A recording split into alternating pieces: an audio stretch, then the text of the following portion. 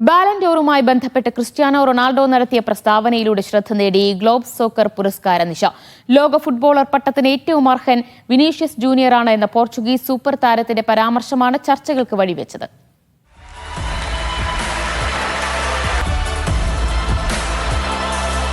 ഈ വർഷത്തെ FIFA Ballon d'Or പുരസ്കാരം വിനീഷ്യസ് ജൂനിയർ അർഹിച്ചിരുന്നു. അവനോട് ചെയ്തത് അനീതിയാണ് എന്ന ക്രിസ്ത്യാനോയുടെ വാക്കുകളാണ് ഫുട്ബോൾ ലോകം ഏറ്റെടുത്തത്. ദുബൈ പാം അറ്റ്ലാന്റിസിലെ സദസ്സ് കരഘോഷത്തോടെ ഏറ്റെടുത്ത പ്രസ്താവന സമൂഹ മാധ്യമങ്ങളിലും ഓളമുണ്ടാക്കി. വിനിക്ക് പുരസ്കാരം നൽകിയതിലൂടെ ഗ്ലോബ് സോക്കർ അവാർഡ് നീതിപൂർവമാണ് എന്ന് കരുതുന്നതായും അദ്ദേഹം കൂട്ടിച്ചേർത്തു. മാഞ്ചസ്റ്റർ സിറ്റിയുടെ സ്പാനിഷ് താരം റോഡ്രിക്കാണ് ഇത്തവണ ബാലൻഡോർ പുരസ്കാരം ലഭിച്ചിരുന്നത്.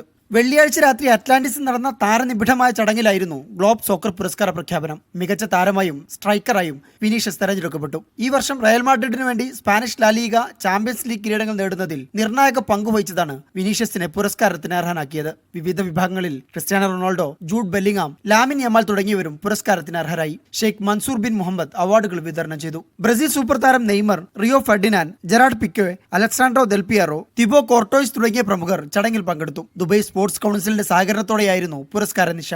ദുബൈയിലെ ഗ്ലോബ് സോക്കർ പുരസ്കാര വേദിയിൽ നിന്നും അബ്ബാസ് മുഹമ്മദ്, മീഡിയ 1.